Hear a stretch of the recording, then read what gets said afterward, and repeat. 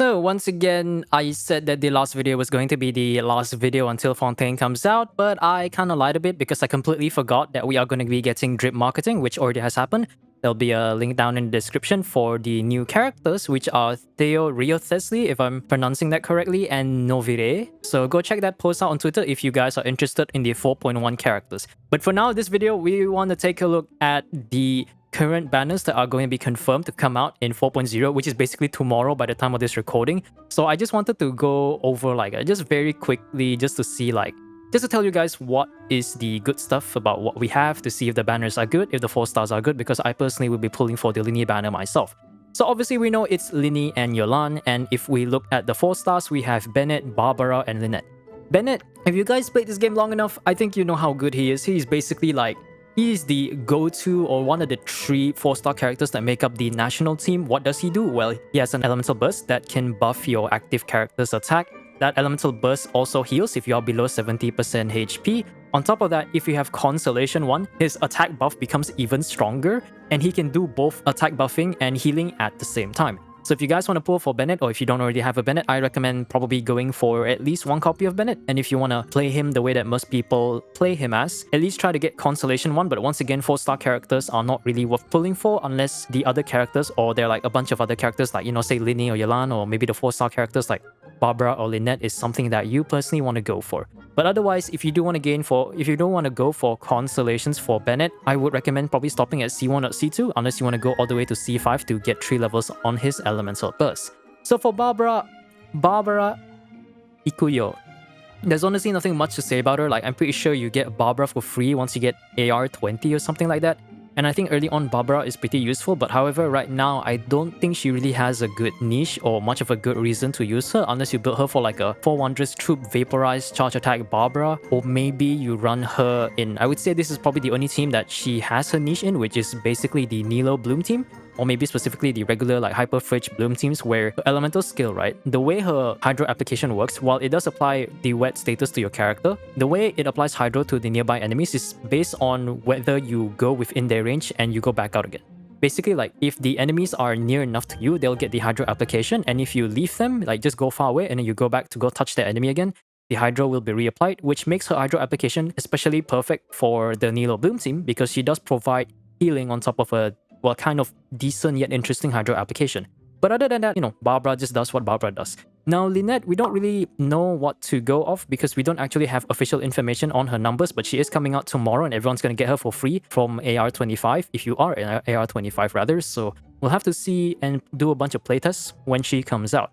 So Lynette, from what I can see, seems to be a combination of Sayu's burst and Yolan's elemental skill, but I think her elemental skill has a specific way of triggering the damage part of the component, and the only real reason to get her is to use the freaking Uja Numa mechanic, the arc mechanic, to help you in your exploration, and then her elemental skill is similar to Yolan, so if you don't have Yolan, you could probably use Lynette for a horizontal exploration. But other than that, I don't really see much of a reason to pull her right now. Plus, we are getting her for free, so it's kind of whatever. And obviously the Yolan banner, let's move on to the next one. I believe it's the weapon banner. The Yolan banner, same as always, if you want to pull for Lynette and Yolan, go check out the video. There'll be a card right above this video right now if you want to go check out my perspective on whether you should pull Lynette or Yolan. So for the Epitome Invocation, obviously we have 2 board characters, and thus their best in-stock weapons will be advertised there. We have the First Grade Magic and Aqua Simulacra. I already went over the First Grade Magic in my previous video on the 4.0 weapon analysis.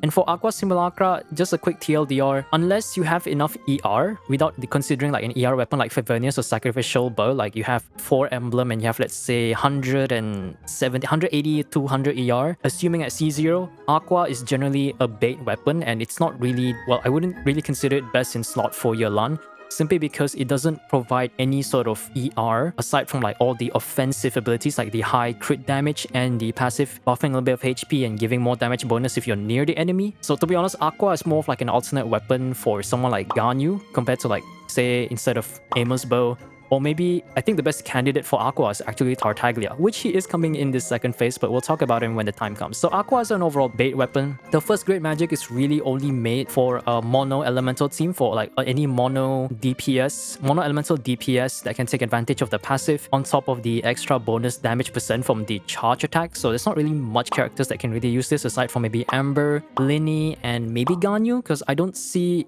a team where you can run Tinari mono Dendro, right?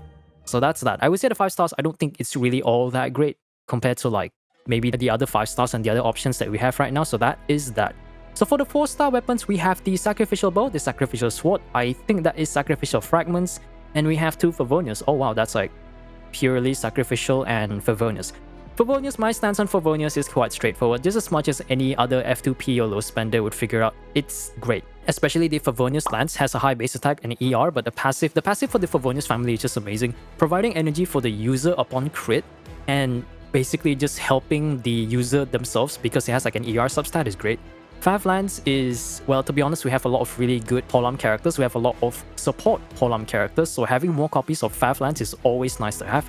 Favonius Greatsword, I think there's only really a few characters that can use it. Like, if I were to say my team, my characters, I would put it on my Razor and Dori and I believe Kave, because I just need the ER and just get a little bit of crit to just trigger the passive. But other than that, I don't really see much reason to get it. But once again, the Favonius family is very solid, so if you want to go for that, you can probably try. So for the Sacrificial family, I would say the best candidate would probably just be Sacrificial Fragments, simply because you can use that on your support Nahida and you could also use it for your Sucrose. If you can get like a Refinement 5, you can probably guarantee that reset to get like extra charges. Plus the Elemental Mastery substat is quite high, so you could probably go for that. Sacrificial Sword, I think is only really made for someone like, what's their name again? Xingqiu. And maybe Dendro Traveler, but personally I prefer Favonius on Dendro Traveler.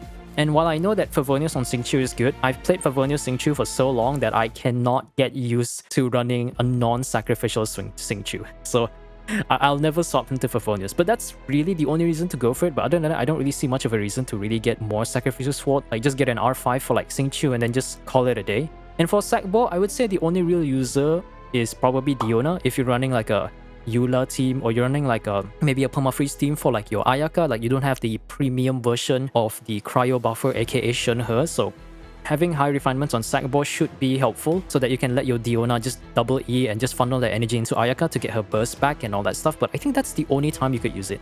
Right now, I think I'm using it on my Kalei, but she has way too much ER, which I would argue is probably overkill. I think she has like 260, 270 ER, which I think I'm a few percents off there, but you know, better too much than too little, right? So I think overall the banners right now are not really bad, but it's not really that great either. From what I could say, right, I would say the character banner, the only real good one is probably Bennett, and if you're interested in Lynette, then I guess it would be decent.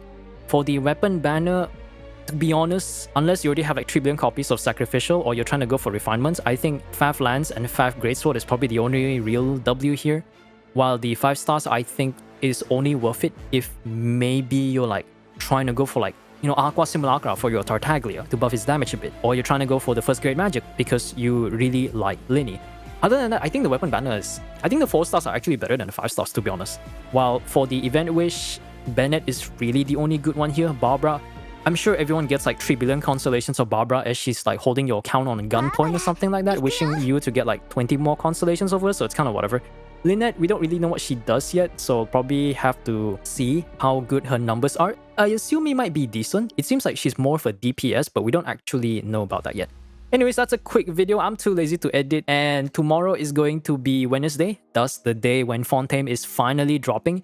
I had to download the pre-install. It was like 32 gigabytes and it actually took like a while. So I was quite shocked of how big it is. So hopefully mobile users don't have to download 30 gigs. I'm pretty sure they don't. My friend told me it's like 8 gigabytes only, but 8 gigabytes is still more than 1, so that's quite a lot. Anyways, thank you for watching, and I wish you guys the best of luck for your banner summons if you guys are pulling for Linny or Yelan or the weapon banner, or maybe all of them. Who knows, like, to each of their own, right? And yeah, I think that's it. Thank you for watching the video. This is just a short overview without really much to talk about, and I'll see you guys in the next video when I pull for Linny tomorrow live on stream. Also, quick sellout, check me out on twitch.tv/etherealmusic. I'll be doing the Linny summons. Here's the time zone. I'll post edit. You can probably put a time there. You can do the conversions on your own, but basically it's like let's say it's like 12 hours after the patch comes out. So if you want to go stop by, go ahead and do that. Otherwise, I'll see you guys in the next YouTube video. Y'all have a good one, and peace out.